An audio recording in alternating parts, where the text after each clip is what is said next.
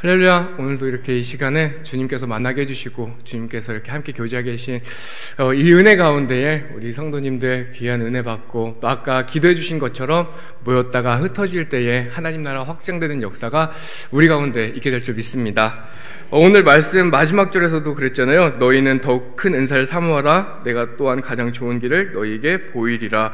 아까 이명훈 목사님께서도 말씀하신 것처럼 하나님께서 주시는 은사를 항상 기대하면서 성가대든 교사든 어디에서든 그러니까 하나님의 은사를 기대함으로 나아가는 우리 성도님들 되셨으면 좋겠습니다. 말씀 함께 나눌 텐데요. 오늘은 신앙인의 7가지 시, 그 중에서도 삶과 철치에 대해서 같이 함께 나누도록 할 텐데, 저는 오늘 송태근 목사님의 교회가 알고 싶다를 정리하면서 교회에 대해서 함께 나누기를 원합니다. 교회의 사전적 의미를 우리가 먼저 살펴보기를 원합니다. 교회라는 한자어는요, 가르칠 교와 모일회, 즉 가르치는 모임이라는 뜻을 가지고 있습니다. 하지만 이것만으로는 우리가 알고 있는 교회의 의미와는 조금 부족하죠. 그렇다면 영어 표현인 church는 어떤 의미를 가지고 있을까요? 주님께 속한 것이라는 뜻을 가지고 있습니다. 한자어 의미보다는 조금 더 확장되어 있지만 그래도 우리가 조금 더 깊이 있게 들어가 볼 필요가 있는 것 같습니다. 더 근원적인 의미를, 교회에 대한 의미를 알아보기 위해서는요, 우리가 헬라어 표현을 한 번 더 살펴볼 필요가 있습니다. 교회를 의미하는 헬라어 표현은 에클레시아라는 표현을 사용합니다. 에크와 클레시아의 합성어로 그 의미는 불러냄을 입은 자들의 모임이라는 의미로 해석될 수 있습니다. 여기서 불러냄을 입었다고 했는데 어디서부터 불러냄을 입은 걸까요? 바로 사망과 죽음과 그리고 음부의 권세로부터 우리가 불러냄을 입은 자들이라는 뜻입니다. 즉 세상과 죄에서부터 불러나와 거기에서 끊어진 사람들의 모임, 그 공동체가 바로 교회, 그리고 또 우리라는 사실입니다. 이렇게 교회의 사전적 의미가 이렇다면 성경에서는 교회를 어떻게 이야기하고 있을까요? 또 어떻게 설명하고 있을까요? 고린도전서 1장 1절에서 3절을 우리가 한번 살펴볼 필요가 있습니다. 한번 성경 고린도전서 1장 1절에서 3절을 먼저 펴주시고요. 앞에도 나와 있습니다. 고린도 교회에 보내는 편지였던 고린도전서 1장의 인사말 속에는요, 바울은 교회를 이렇게 정의하고 있습니다. 우리 한번 함께 읽어보도록 하겠습니다. 하나님의 뜻을 따라 그리스도 예수의 사도로 부르심을 받은 바울과 형제 소스데네는 고린도에 있는 하나님의 교회 곧 그리스도 예수 안에서 거룩하여지고 성도라 부르심을 받은 자들과 또 각처에서 우리의 주 곧 그들과 우리의 주 되신 예수 그리스도의 이름을 부르는 모든 자들에게 하나님 우리 아버지와 주 예수 그리스도로부터 은혜와 평강이 있기를 원하노라. 아멘. 자, 이 말씀 속에서요, 바울은 하나님의 교회를 어떻게 정의하고 있습니까? 첫째는요, 제가 글씨 색깔도 다르게 했죠. 네, 살펴보시면 첫째는요, 교회는 그리스도 예수 안에서 거룩하여진 자들입니다. 둘째는요, 성도라 부르심을 받은 자들. 마지막 세 번째는요, 네, 맞습니다. 주 대신 예수 그리스도의 이름을 부르는 모든 자들. 이걸 이어보면요, 교회는 그리스도 예수 안에서 거룩하여진 자들, 그리하여서 성도라고 부르심을 받은 이 사람들이 그렇게 모여서 주 대신 예수 그리스도를 그 이름을 부르는 모든 자들의 모임을 의미합니다. 자, 우리는요, 이 세 가지 정의에서 교회의 공통된 중요한 형태를 발견할 수가 있습니다. 그것은 무엇입니까? 교회는 건물이 아니라는 것입니다. 우리가 생각하는 건물로서의 교회는 예배당이라는 표현을 사용하는 것이 좀 더 정확합니다. 또한 교회는요, 어떤 제도나 시스템도 아닙니다. 교회의 형태는 사람이고 더 나아가서 그들이 모여있는 공동체를 의미합니다. 에클레시아, 예수 그리스도의 죽음으로 인해 세상과 죄에서 불려 나와서 우리 스스로가 빠져나온 것이 아니라 우리는 부름받은 존재라는 거예요. 세상과 죄에서 불려 나와 거기서 끊어지고 예수 그리스도의 부활과 생명을 나누는 생명력 있고 운동력 있는 공동체라고 할 수 있습니다. 예수님의 죽음을 기초로 새로운 생명을 가지는 교회, 그리고 이 새로운 공동체는 구체적으로 우리가 어떤 모습을 가지고 있어야 할까요? 교회에 대하여 말할 때 하나의 장면이 우리 불현듯 떠올라야 합니다. 그것은 바로 마태복음 16장에서 예수님과 베드로의 대화하는 그 장면을 우리는 떠올릴 수 있어야 하는데요. 예수님께서 가이사랴 빌립보에서 제자들에게 이렇게 물어보십니다. 너희는 내가 누구라고 생각하느냐? 그때 베드로가 유명한 신앙 고백을 하죠. 주는 그리스도시요 살아계신 하나님의 아들이십니다. 그러자 예수님은 베드로에게 이렇게 칭찬을 하십니다. 내가 복이 있도다. 이를 내게 알게 하니는 혈육이 아니요 하늘에 계신 내 아버지시니. 이처럼 교회는 어떤 신앙의 고백으로 모여 있는가가 굉장히 중요합니다. 바로 이 신앙 고백의 내용대로 이 교회가 움직여 가기 때문입니다. 우리가 예배가 시작될 때에 사도신경으로 신앙을 고백하는 이유가 바로 여기에 있습니다. 사도신경 우리 다 함께 고백 외우실 수 있으시죠? 그죠? 앞에 준비되어 있지는 않지만 우리 한번 고백해 보도록 할까요? 제가 지난주에 청년부 수련회가 있었는데요. 거기서 이렇게 성경 퀴즈 문제를 내는 시간이 있었어요. 근데 거기서 문제가 뭐였냐면 10번 문제였는데, 정확히 기억나요. 10번 문제였는데 주기도문을 외워보라 라는 문제가 있었어요. 근데 거의 한 4조 정도가 이제 청년들이 있었는데 청년들이 이 문제를 내니까 청년들이 굉장히 당황해하는 거예요. 사실 우리가 매 주마다 항상 외우는 기도문이잖아요. 근데 이게 막상 시키면 이게 안 돼요. 사실 저도 가끔 그럴 때가 있는데 막 이렇게 무의식적으로 이렇게 할 때는 괜찮은데 뭔가 의식해서 딱 하려고 그러면은 가끔 중간중간 까먹게 되고 그 순서가 잃혀버리게 되고.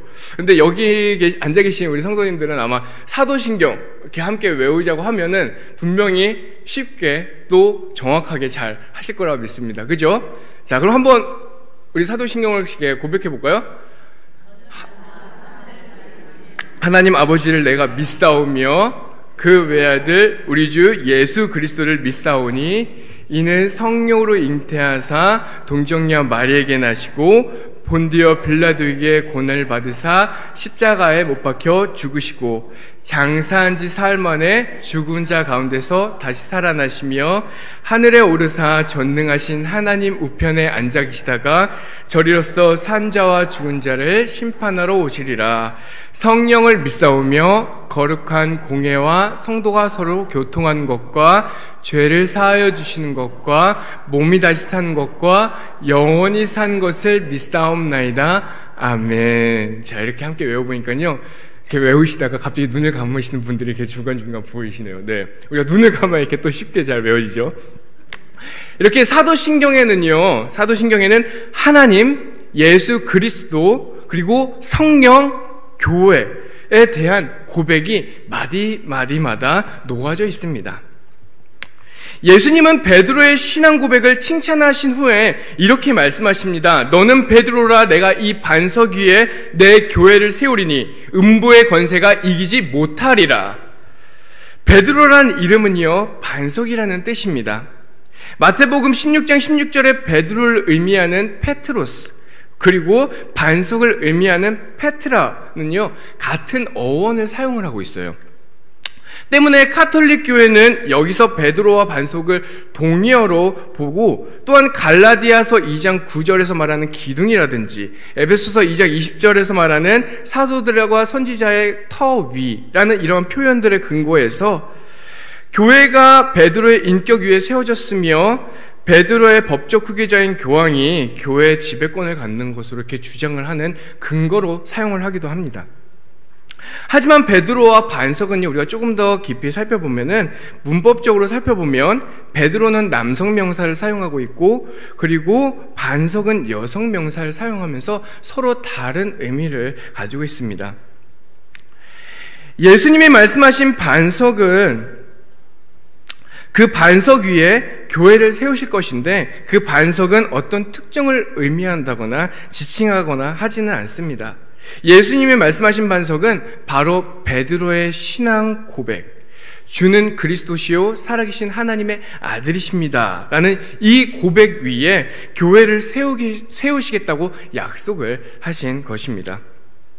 이 약속에서 우리가 한 가지 중요한 사실을 함께 기억해야 하는데요, 그것은 바로 예수님께서 친히 말씀하신 것처럼 교회는 주님이 세우셨고 또 주님의 교회라는 사실입니다. 교회의 주인은 누구입니까?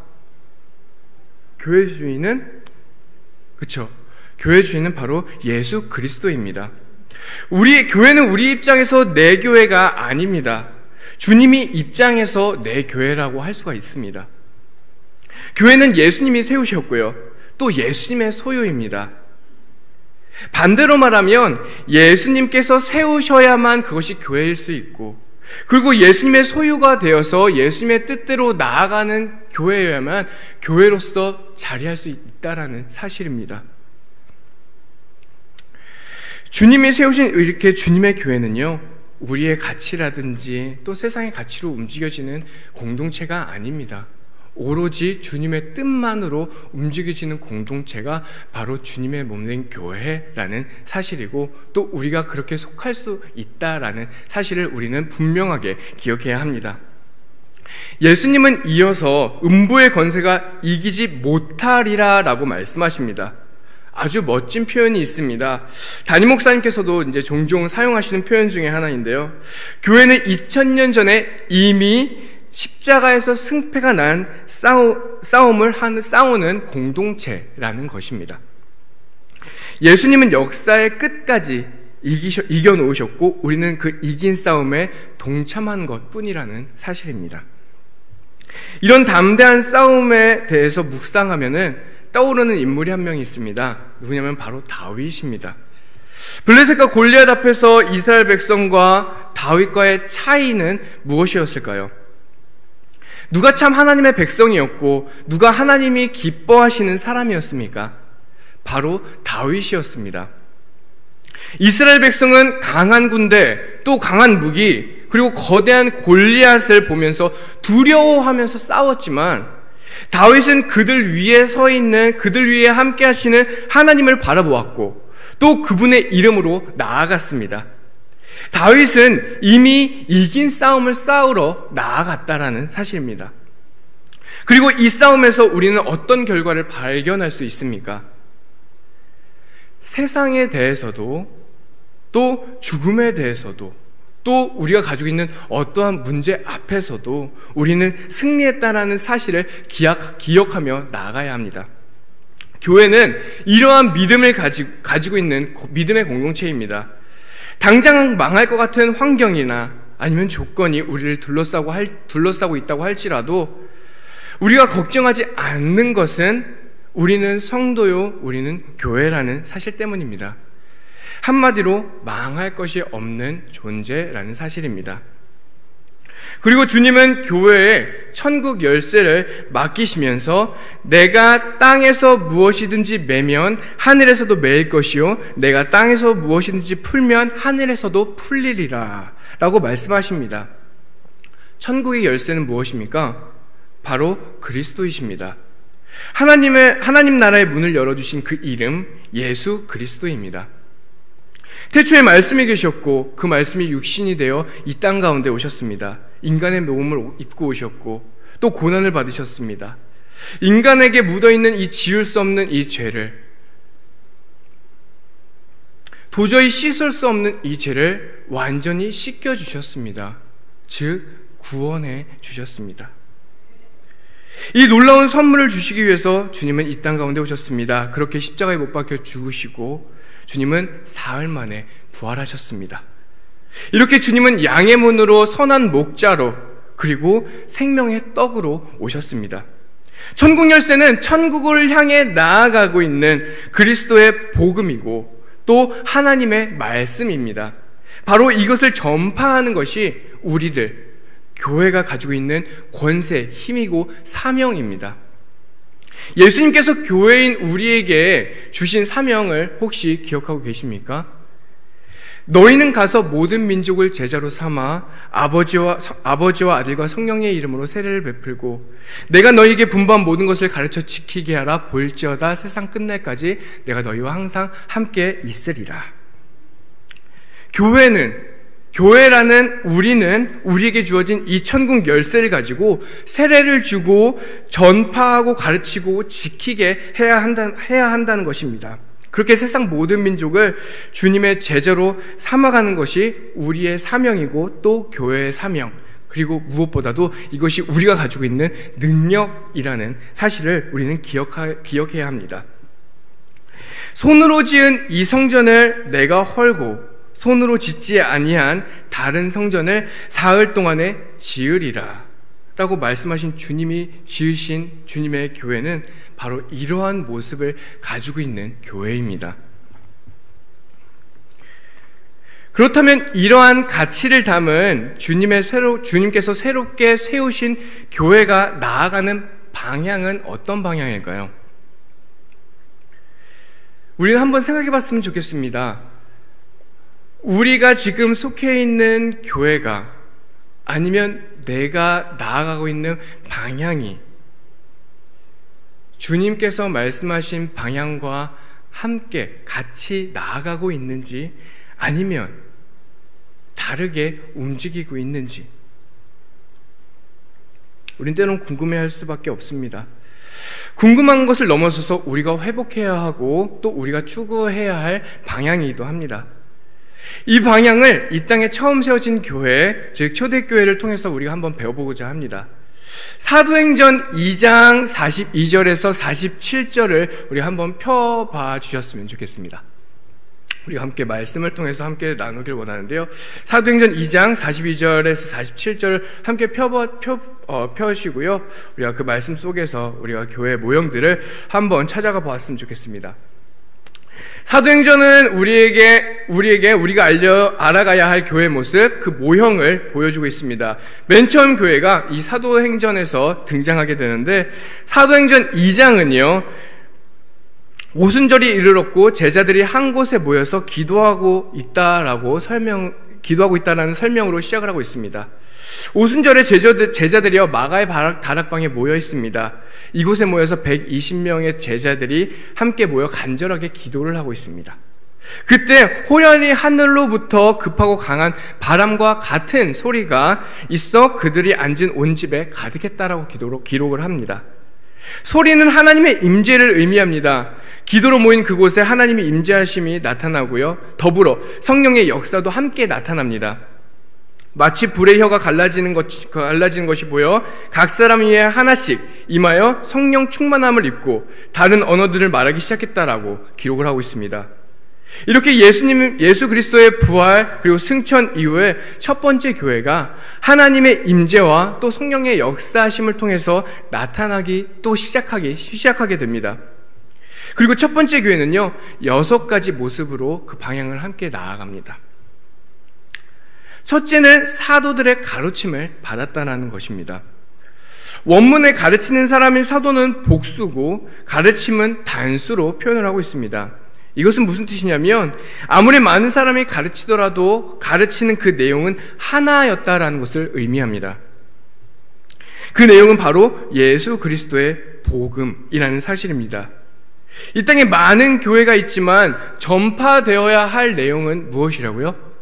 바로 예수 그리스도라는 것입니다. 오직 십자가의 복음만이 선포되고 또 전해져야 된다는 것이죠. 그런데 사도행전 2장은 사도들이 복음을 가르치는 것보다는 사람들이 이 사도들의 가르침을 잘 들었다라는 것에 초점을 맞추고 있습니다. 누가 전하는가 보다는 무엇을 전하는가가 더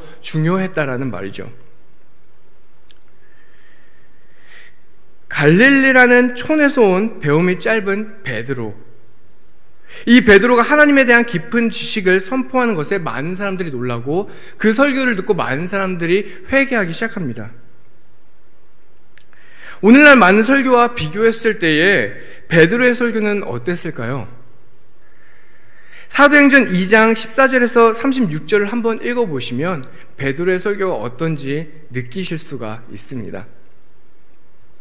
베드로는 그리스도의 십자가의 고난, 죽음, 부활, 그리고 다시 오심만을 선포합니다. 그런데 이 무미건조한 설교를 듣고 수천 명의 사람들이 회개하고 주님께로 돌아오는 역사가 일어납니다. 무엇이 이것을 가능하게 했을까요? 바로 성령의 역사입니다. 성령의 역사는 하나님이 아닌 사람이 아닌 하나님의 말씀으로 나타납니다. 하나님의 말씀으로 시작되어 그 말씀을 들으면서부터 성령의 역사가 나타나고 있다라는 이 사실이 초대교회의 모습을 통해서 우리는 확인할 수 있습니다. 둘째로 서로 교제하고 떡을 뗐습니다. 여기서 떡을 뗐다라는 것은 성찬을 했다라는 것을 의미합니다. 성찬은 무엇인가요? 우리를 위해서 찢기신 예수 그리스도의 살과 피를 기념하는 행위입니다. 즉 그리스도의 죽음을 기념하는 성찬으로 서로 간에 교제를 했다라는 것이죠. 여기서 교제를 했다라는 것이 아주 중요합니다. 그 이유는 무엇이냐면 초대교회에는 이방인과 유대인이 섞여 있었습니다. 상전과 종, 남자와 여자, 어른과 아이가 다 섞여 있었습니다. 서로 섞일 수 없는 무리들이 섞여 있었다는 것이죠. 초대교회는 이들이 그리스도의 살과 피로 온전히 연합을 이루고 있음을 보여주고 있습니다. 이것이 바로 예수님이 그토록 원하셨던, 또 세우고자 하셨던 교회의 모습이라는 것이죠. 이전과는 전혀 다른 새로운 공동체의 모습입니다. 교회는 바로 이러한 모습을 지녀야 합니다. 셋째로 오로지 기도하기를 힘썼습니다. 어느 교회든지 기도를 합니다. 기도하지 않는 교회는 없습니다. 이 땅의 교회가 세워지기 전 하나님은 성도들로 하여금 기도하도록 하셨습니다. 120명의 성도가 마가의 다락방에서 전심으로 기도하였고 그 기도 가운데 성령님의 역사하심을 경험하였습니다. 그리고 이들을 통하여 교회가 세워지기 시작합니다. 힘쓴이라는 말은 헌신했다라는 뜻을 가지고 있습니다. 즉 기도에 헌신했다라는 것이죠. 교회는 본질적으로 기도하는 공동체입니다. 그리고 성도 역시 기도하는 사람이어야 합니다. 기도는 교회의 숨과 같고 성도의 숨과 같아서 숨을 쉬지 않고서는 살아갈 수 없는 것처럼 기도라는 호흡 없이는 교회는 존재할 수 없습니다. 그래서 우리가 각각이 기도해야 하는 것이고 우리가 모여서 기도해야 하는 것이고 우리가 시마다 때마다 어떤 일을 할 때에든 기도를 해야 하는 이유가 바로 여기에 있습니다. 네 번째, 기사와 표적이 많이 나타났습니다. 그런데 그 기사와 표적이 사도들로 말미암았다라고 기록을 하고 있습니다. 사도는 예수 그리스도에게 가르침을 받았고 직접 그분의 부활을 목격하였고 그분이 직접 보내심을 입은 사람들을 말합니다. 그러니 이 사도는 사실 오늘날에는 없는 존재이기도 하죠. 그런데 기사와 표적이 사도들로 말미암았다고 굳이 표현하는 이유는 무엇일까요? 사도에게는 두 가지 시대적 역할이 있었습니다. 첫째는 그리스도의 몸된 교회를 탄생시키는 것, 둘째는 하나님의 말씀을 기록하는 것이었습니다. 그러니 사도들로 말미암아 나타난 기사와 표적은 자연스럽게 하나님으로부터 공인되어진, 하나님으로부터 인정받은 그러한 역사라는 표시가 됩니다. 아마도 교회가 막 세상에 나타나기 시작하는 이 때에 사람들에게 일어나는 이 모든 일들은 아마 전부 다 생소했을 것입니다. 그래서 이것이 진짜 하나님의 뜻인지 아니면 우리의 감동이나 우리의 감정으로 우리의 정신이 조금 혼미해서 나타나는 것인지 의심해 볼 필요가 있었을 것입니다. 이런 혼란을 방지하기 위해서라도 사도들로 말미암아 기사와 표적이 나타났다라고 기록을 하고 있는 것입니다. 그러자 사람들이 두려워합니다. 여기서 말하는 두려움이라는 것은 무섭고 떨리는 이러한 두려움을 말하는 것이 아니라 존경과 경외에서 나오는 두려움을 말합니다. 더 가까이 나아가게 하는 두려움, 신비하고 아주 긍정적인 두려움이 바로 여기서 말하는 두려움입니다. 교회는 매우 신비한 공동체입니다. 수천 년간의 역사를 통해서 수많은 악의 세력과 맞서 싸웠지만, 많은 악의 세력들이 교회를 핍박하였고 멸하려고 노력하였지만 교회는 무너지지 아니하였고, 그러한 고난의 어둠 속에서 늘 항상 빛을 발하며 승리의 길로 걸어나갔습니다. 그 증거가 바로 오늘날의 우리이며 우리 교회입니다. 이것이 교회의 신비함입니다. 초대교회는 이러한 신비함, 이러한 두려움, 이러한 경외함이 존재했다라는 것이죠. 혹시 오늘날 우리의 교회, 때론 우리의 마음 속에는 이러한 두려움이 있는지 한번 점검해 볼 필요가 있습니다. 다섯 번째는 나눔입니다. 함께 있으면서 물건을 서로 통용하였고 재산과 소유를 팔아 필요에 따라 나눠 쓰는 일이 초대교회에서 벌어졌습니다. 사실 굉장히 어려운 일들 중에, 어려운 사역들 중에 하나이기도 하죠. 이들이 왜 그렇게 했을까요? 성경을 한번 찾아보면요, 사도행전 4장 32절에 이렇게 말하고 있습니다. 믿는 무리가 한 마음과 한 뜻 되어 모든 물건을 서로 통용하고 자기 재물을 조금이라도 자기 것으로 하는 이가 하나도 없더라.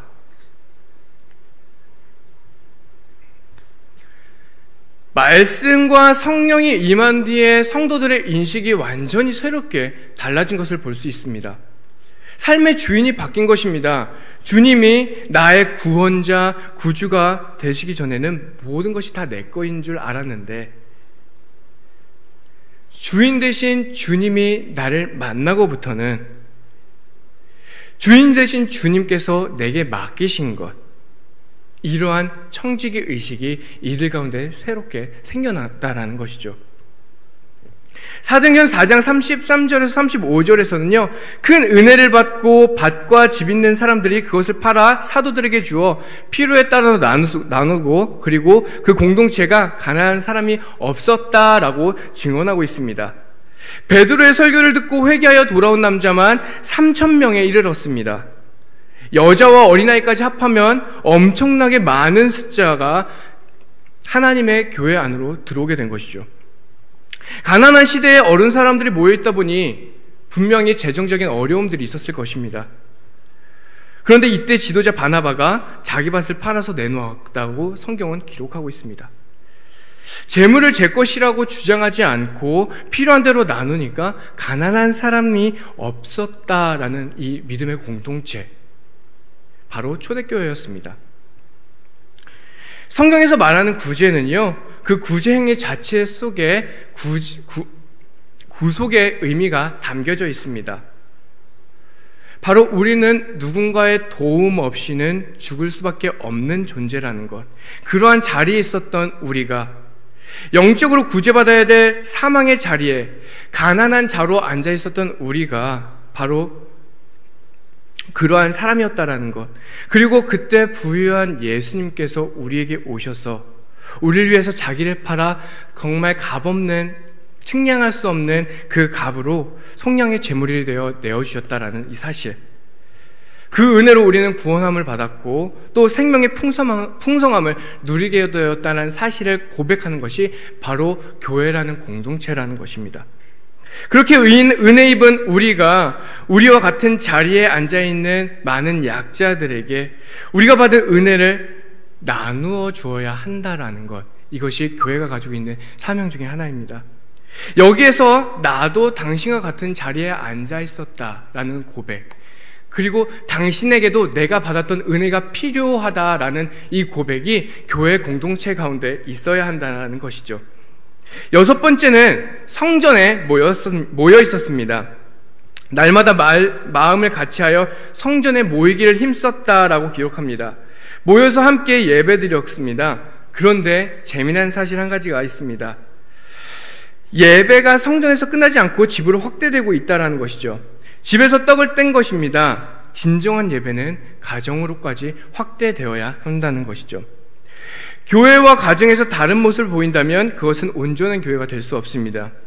그런데 교회의 예배는 초대교회의 예배는 가정에서 멈추지 않습니다. 그들은 온 백성에게 칭송받았습니다. 진정한 예배는 교회에서의 예배가 가정으로 확대되고 또 일터로 확대되고 또 곳곳으로 확대되어져 나아가 사람들에게 칭송받는 사람들입니다. 이렇게 초대교회의 모습을 정리해보면 첫째는 사도들에게 가르침을 받은 교회, 그리고 둘째 교제하고 떡을 떼는 교회, 셋째 기도에 힘쓰는 교회, 넷째 경건한 두려움이 있는 교회, 다섯째 나눔이 있는 교회, 여섯째 예배가 삶으로 확대되어는 교회입니다. 이 6가지의 모습이 오늘날의 교회가 회복되어야 할 모습이고 또 방향입니다. 끝으로 이러한 교회의 사명은 무엇일까요? 교회의 사명은 곧 예수님의 말씀과 사역을 따라가야 합니다. 예수님께서 이 땅에 행하신 사역들, 그리고 우리 교회에게 요구하시는 것들은 무엇이었을까요? 예수님의 사역들을 한번 살펴보기를 원합니다. 마태복음에서는 예수님의 중점적인 사역에 대해서 2군데에서 증언을 하고 있습니다. 먼저는 마태복음 4장 23절입니다. 함께 읽어보겠습니다.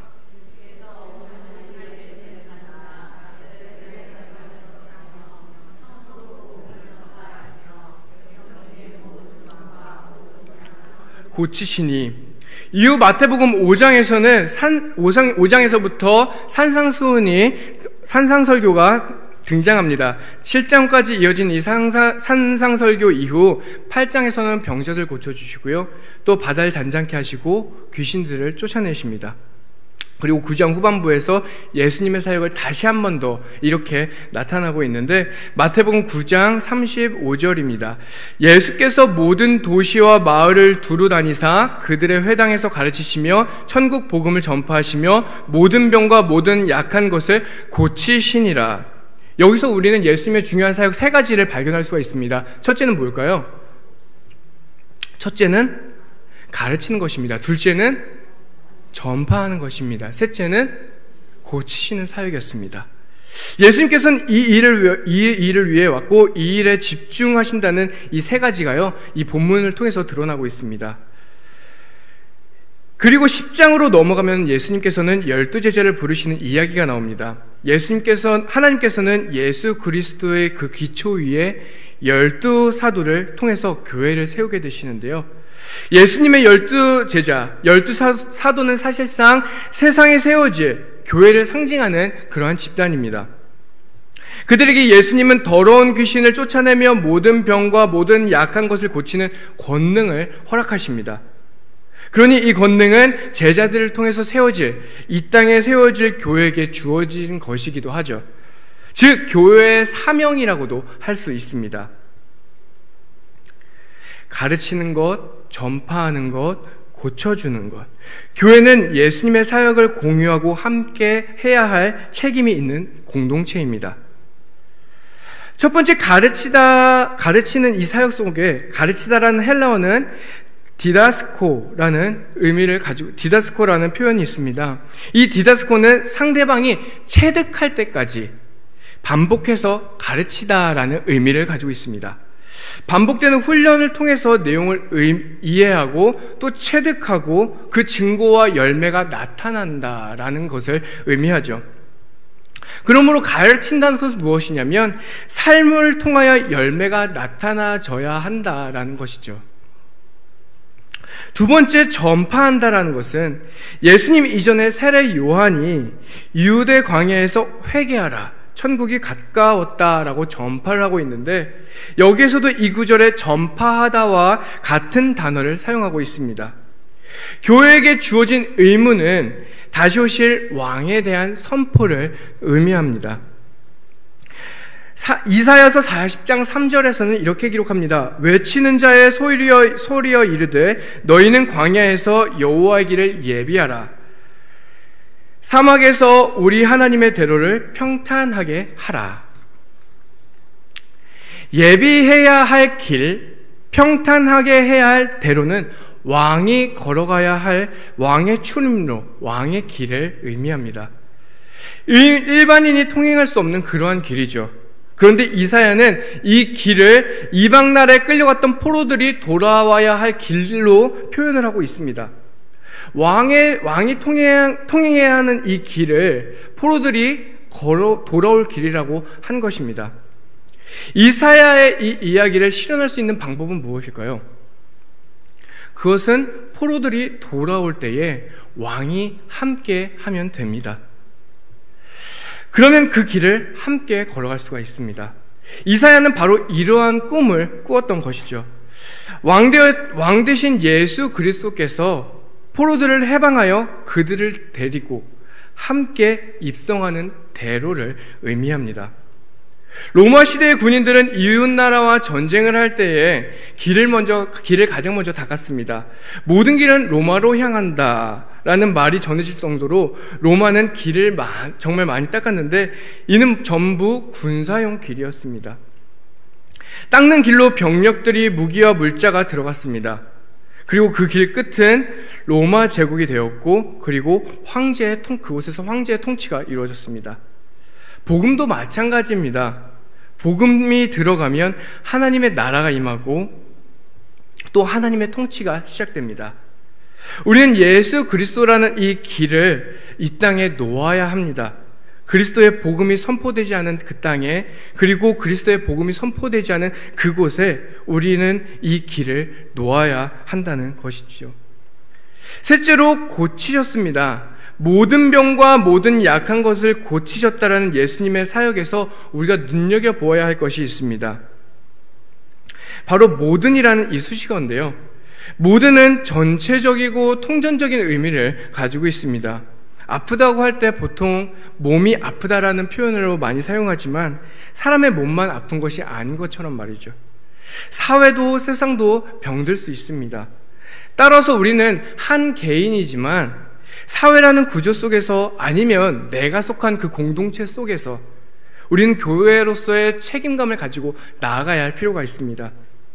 교회의 사명은 이처럼 가르치고 전파하고 고치셨던 예수님을 따라가야 합니다. 더불어 이 사명의 동기 역시 예수님을 닮아가야 합니다. 예수님은 자신의 중요한 사역 속에서 12 제자를 부르신 다음에 이렇게 말씀하십니다. 잃어버린 양에게로 가라. 여기에서 예수님의 이 중요한 사역 가운데에 나아가는 원동력을 담고 있는데, 그것은 무엇이냐면 긍휼히 여기는 마음, 가엾게 여기는 마음, 불쌍히 여기는 마음입니다. 예수님은 세상을 보시면서, 사회를 보시면서, 영혼을 바라보시면서 이러한 긍휼의 마음을 품고 바라보셨습니다. 그리고 아픔을 느끼셨습니다. 교회가 하나님의 일을 해야 하는 이유, 우리가 많은 사역들을 감당해야 하는 이유, 그리고 또 시작해야 하는 그 이유는 무엇이냐면 하나님의 아픔이 그 가운데 있다라는 것이죠. 그리고 영혼을 향한 하나님의 마음이 그곳에 있을 때에 우리는 그곳에 함께 나아가야 한다는 것입니다. 우리가 우리의 이득 때문에 앞으로 나아가는 것이 아니라, 우리의 어떠한 계획 때문에 우리가 나아가는 것이 아니라, 하나님의 마음이 그곳으로 향하고 있기 때문에 우리는 그곳에 나아가야 한다는 것이고, 교회가 그곳에 계획을 세우고 모든 방향으로, 모든 집중력을 가지고 나아가야 한다는 것이죠. 하나님의 일을 하는 동기는 바로 이것이어야 합니다. 그리스도가 교회의 머리라면 우리는 무엇일까요? 우리는 이미 그 답을 잘 알고 있습니다. 사도 바울은 고린도전서 12장에서 우리는 그리스도의 몸이요 각 지체의 각 부분이라고 말하고 있습니다. 우리가 오늘 읽었던 본문으로 다시 넘어와 보기를 원합니다. 성경도 한번 같이 찾아봐 주시고요. 한 몸의 지체는 여럿이며 손과 발이 또 귀와 눈이 자기의 몸에 붙어 있지 않다고 주장하지 못한다라고 성경은 말하고 있습니다. 그리고 하나님께서 원하시는 대로 지체를 몸에 두셨고 그 많은 지체가 한 몸이다라고 설명하고 있습니다. 우리의 머리는 그리스도시고 몸이 건강하려면 당연히 몸은 그리스도의 그 지배 안에 있어야 합니다. 바울은 여기에서 몸은 하나지만 여러 개의 지체로 구성되어져 있다라고 그 몸의 개념을 확장해 나가고 있습니다. 이는 교회의 통일성과 그 다양성이 공존하는 이유를 설명하는 그 근거이기도 합니다. 우리에게는 얼마나 많은 공통점들이, 또 우리에게는 얼마나 많은 다양한 점들이 존재하고 있나요? 우리는 모두 그리스도의 몸이라는 통일성, 그리고 각각을 다양하게 지체로 삼으신다는 이 다양성을 놓쳐서는 안 됩니다. 바울은 왜 이러한 비유로 교회를 설명했을까요? 당시 고린도 교회에는요, 병을 고치는 은사, 방언의 은사, 통역의 은사 등의 많은 은사들이 있었습니다. 그러자 교회 안에 은사받은 파와 은사받지 못한 파가 생겨났고, 은사받지 못한 파는 열등한 그룹으로, 은사받은 파들은 우월한 그 그룹으로 이렇게 여겨졌습니다. 게다가 각인 각색의 은사가 있다 보니 누구의 은사는 아주 중요하고 귀한 은사로, 또 누군가의 은사는 조금은 하찮은 은사로 이렇게 비교되고 경쟁되어지고 있었다는 것입니다. 이 분쟁과 분파가 고린도 교회의 가장 큰 문제였습니다. 이때 사도 바울이 교회론을 꺼내게 됩니다. 우리의 몸의 어느 한 부분을 열등하게 여길 수 있을까? 모든 지체는 제 역할을 할 뿐이지 우월하지도 또 열등하지도 않다. 이처럼 교회 공동체에는 우월한 것과 열등한 것이 있을 수 없다라고 바울은 말하고 있는 것입니다. 그리고 바울은 여기서 한 걸음 더 나아갑니다. 고린도전서 12장 22절에서 25절입니다. 그뿐 아니라 더 약하게 보이는 모의 지체가 도리어 요긴하고 우리의 몸에 덜 귀히 여기는 그것들을 더욱 귀한 것으로 입혀주며 우리의 아름답지 못한 지체는 더욱 아름다운 것으로 얻느니라. 그런즉 우리의 아름다운 지체는 그럴 필요가 없느니라. 오직 하나님이 몸을 고르게 하여 부족한 지체에게 귀중함을 더하사 몸 가운데서 분쟁이 없고 오직 여러 지체가 서로 같이 돌보게 하셨느니라. 하나님께서는 여러 지체가 서로 같이 돌보게 하셨다라는 것입니다. 이어서 한 지체가 고통을 받으면 모든 지체가 함께 고통을 받고, 한 지체가 영광을 얻으면 모든 지체가 함께 즐거워한다라고 덧붙이고 있습니다. 교회는 약한 곳, 가난한 곳, 곤고한 곳에 마음을 쏟고 함께 할 수 있는 그러한 공동체여야 합니다. 그리고 이러한 본성을 회복해 나가야 합니다. 이것이 지상의 교회에 허락하신 하나님의 명령이고, 그리고 우리 교회가 가지고 있는 신비라고 할 수 있습니다. 온전하게 은혜받고 구원받은 지체라면 우리는 덜 귀히 여겨지는 비천하고 낮고 가난하고 연약하고 또 곤고한 지체에 우리의 마음을 쏟아내야 할 교회의 본성이 우리 가운데 있어야 합니다. 우리는 사도, 선지자, 교사, 능력을 행하는 자, 이 모든 것들을 함께 할 수 없습니다. 그리고 또 모든 것이 다 우리가 이뤄갈 수는 없습니다. 치유, 방언, 통역의 은사 또한 우리 모두가 다 받을 수는 없습니다. 그래서 바울은 12장 마지막 절에서 이렇게 권면합니다. 더욱 큰 은사를 사모하라. 내가 또 가장 좋은 길을 너희에게 보이리라. 여기서 좀 의아한 부분이 있습니다. 더욱 큰 은사를 사모하라. 지금까지 싸우지 말라고 했던 바울이 오히려 경쟁을 부추기는 것 같은 느낌을 우리는 받을 수가 있습니다. 그런데 바울은 바로 뒤에 가장 좋은 길을 보여주겠다라고 하고 있습니다. 더 큰 은사, 그리고 가장 좋은 길, 그것은 무엇일까요? 그것은 바로 사랑이라는 은사입니다. 바로 뒤에 이어지는 고린도전서 13장은 우리에게 유명한 사랑장입니다. 바울은 이곳에서 사랑의 은사가 무엇인지를 너무나도 잘 보여주고 있습니다. 그렇습니다. 그리스도의 몸된 교회, 그리스도 예수 안에서 거룩해지고 또 성도라고 부르심을 받은 자들, 각처에서 우리 주 되신 예수 그리스도를, 그 이름을 부르는 모든 자들, 하나님의 교회, 몸된 교회가 된 우리가 진정 회복해야 할 가치는 무엇이냐면 바로 이 사랑이라는 것입니다. 우리는 이 사실을 기억해야 합니다. 그리고 우리는 회복해야 합니다. 지금까지 우리는 교회란 건 무엇인지, 또 어떤 모습으로, 어떤 방향으로 나아가야 하는지, 끝으로 교회 사명은 무엇인지를 함께 나눴습니다. 아주 짧은 시간에 정말 많은 것들을 나누었지만 우리가 꼭 한 가지 기억해야 할 것은 우리가 교회라는 사실, 그래서 우리는 어디를 가든지 또 무엇을 하든지 예수 그리스도의 몸된 교회라는 사실을, 또 그 사실을 가지고 우리는 우리가 서 있는 자리에 서 있어야 한다는 것을 기억하며 교회인 우리가 정말 궁극적으로 실천해야 할 것은 바로 사랑이라는 것을 우리가 기억하며 나아가며, 또 우리 모든 성도가 그 사랑을 실천하며 그 사랑을 전하며 가르치며 선포하며 나가는 우리 귀한 불꽃교회 모든 성도, 우리 불꽃교회가 되기를 간절히 소망합니다.